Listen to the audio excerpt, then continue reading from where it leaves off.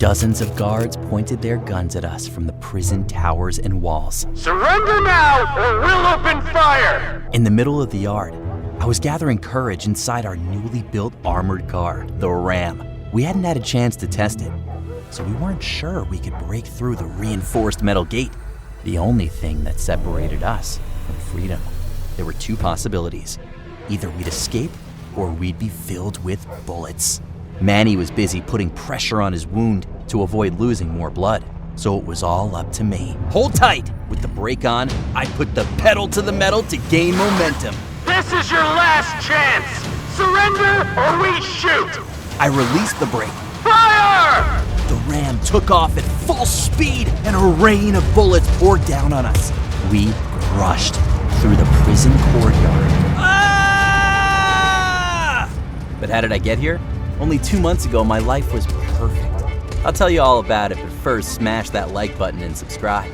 Don't forget to turn on notifications so you don't miss any of our videos. I had the coolest auto repair shop in Vegas. Clients would come to get their cars armored, install a killer sound system, or get a turbocharger to make them fly. Whatever they asked for, I'd deliver.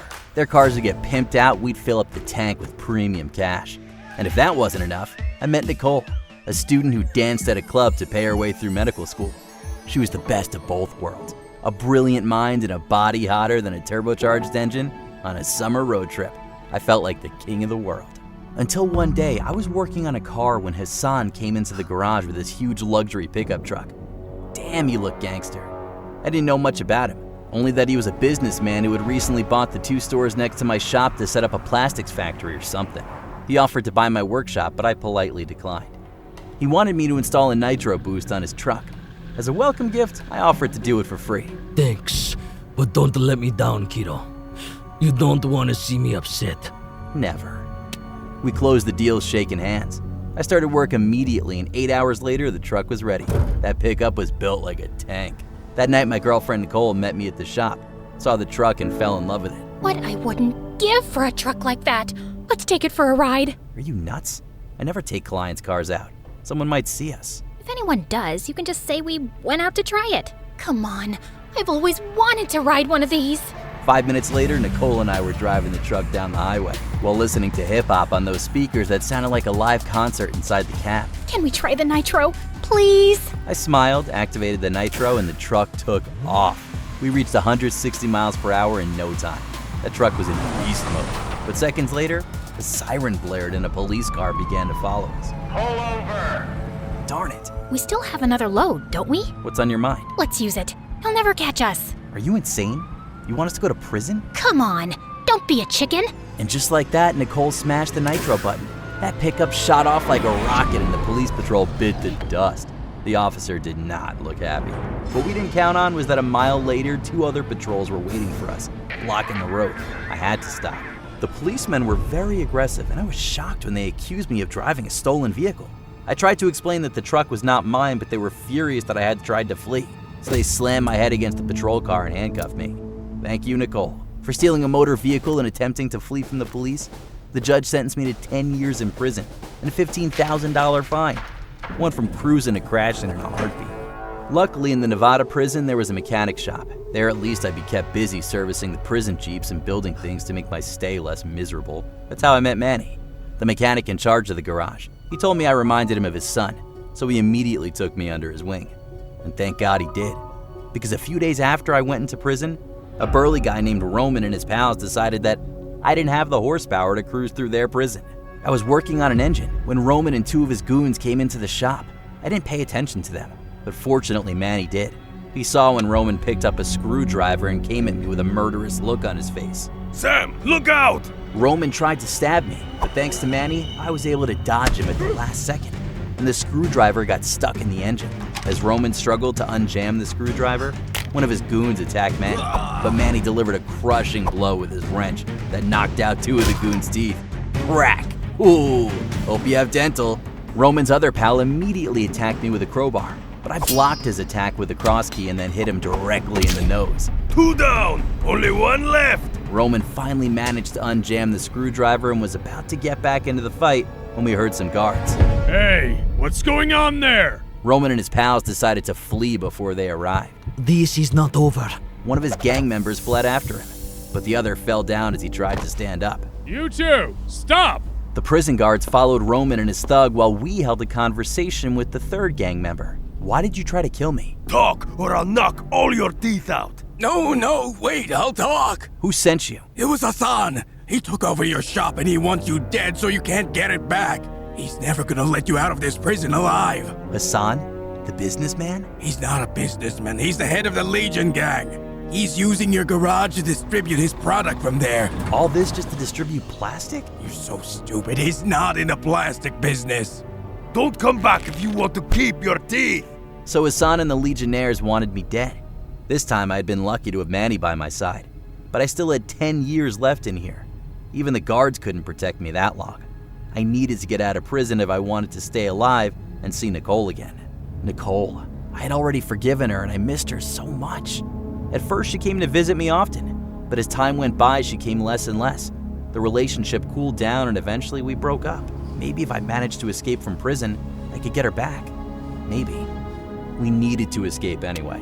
And I say needed in plural because after the fight with Roman, the Legion also wanted Manny's head. After we escape, you and I are going to open a shop together. Deal. Troubled, we began to hatch an escape plan. We were going to build an armored car, the Ram, strong enough to withstand the guards' gunfire. The plan was to escape on it when the gates opened during the guards' change of shifts. We would do it using whatever materials we had available. So we started stealing pieces of steel from the gym equipment, metal trays from the kitchen to use as defensive plates, spare tires from the Jeeps we were fixing, and even a small engine. We made the Ram as small as possible so we could hide it inside the workshop. It was the size of 2 motorcycles put together. One morning, a guard came into the shop to do a routine inspection. He started looking around and approached the Ram, which was covered by scrap metal and a plastic tarp. As he got closer to our car, Manny and I became increasingly nervous. What's in here? The guard was about to pull up the tarp covering the Ram, so I had to improvise. So, did you see last night's game? What game? The game from last night. Are you stupid or what? Move along! The game against Manny's useless team. What? My team is not useless. Hit me. They're so useless that they tackled the other team's mascot. Hit me now. At first, Manny didn't understand until BAM! He hit me so hard it felt like my brain got rear-ended by a Mack truck. What are you doing? Stop! Stop immediately! But Manny jumped on me and the guard had no choice but to take him off me. I was left with some bruises and Manny was thrown in solitary confinement for a day. But it was worth it, as the guard didn't discover the Ram.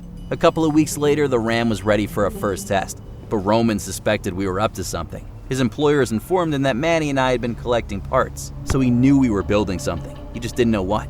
Once again, Roman showed up at the shop with a dozen of his Legionnaires, but this time we were ready. Find them.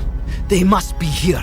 Using large oxygen cylinders we'd stolen from the prison infirmary, Manny and I had built pressurized air rifles that fired rubber balls at over 400 feet per second.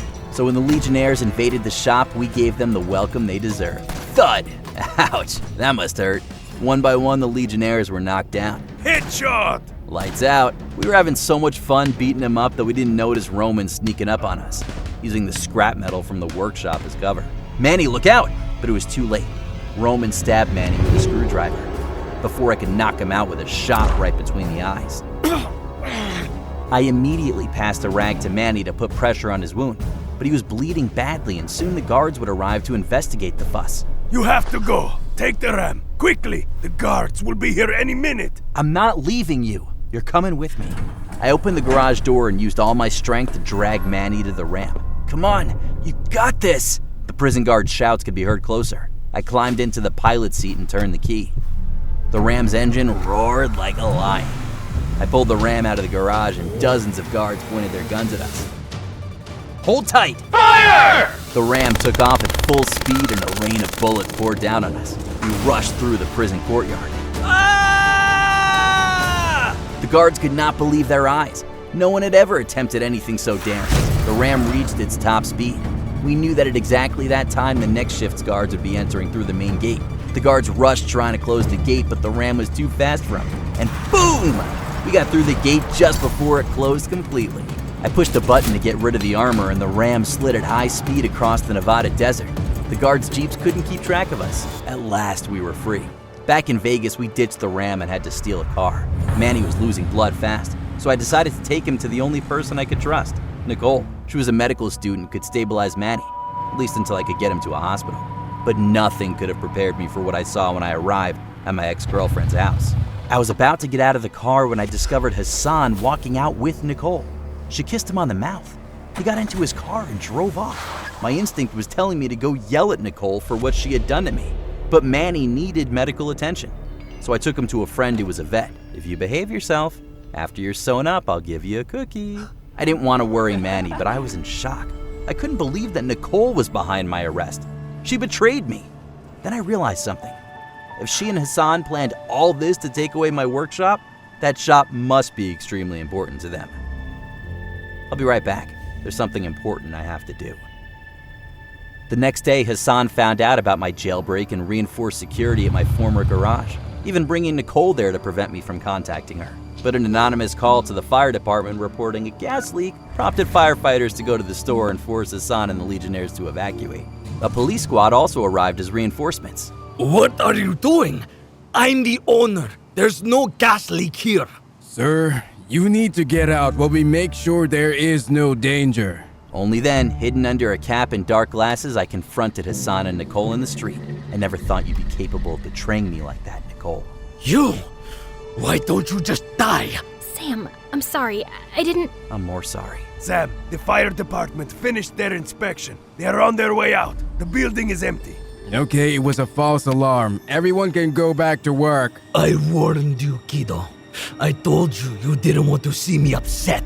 You also asked me for a nitro boost, and I always deliver. Here's your nitro. Boom! The whole shop exploded and glass flew through the air. What a show. The night before, when I had left Manny with the vet, I snuck into my old garage. I knew how to get in undetected, and I left Hassan a little gift next to the nitrous oxide tanks. Hope he has insurance. But as soon as Hassan got back on his feet, he pulled out his gun. The mechanic! He pointed his gun at me and was about to end my life when thud! A rubber ball fired at over 400 feet per second ended Hassan's chance of having heirs. Ouch, that must have hurt. I love this rifle! I slipped away from the scene while I still had a chance. With the blast, several packages containing illegal substances had flown through the air and landed on the street. The police arrested Hassan and Nicole when they discovered drugs in the shop that, only minutes before, Hassan had claimed was his. No, wait. I have nothing to do with this. Tell that to the judge. I'll have your heads for this! It wasn't easy leaving it all behind, but Manny and I escaped to Mexico, where his cousin helped us set up our new auto repair shop near the beach. Things are going well, and I'm rebuilding my life, one screw at a time. Salud, socio! Here's to never getting caught again! Cheers, partner, and to always having a spare nitro boost.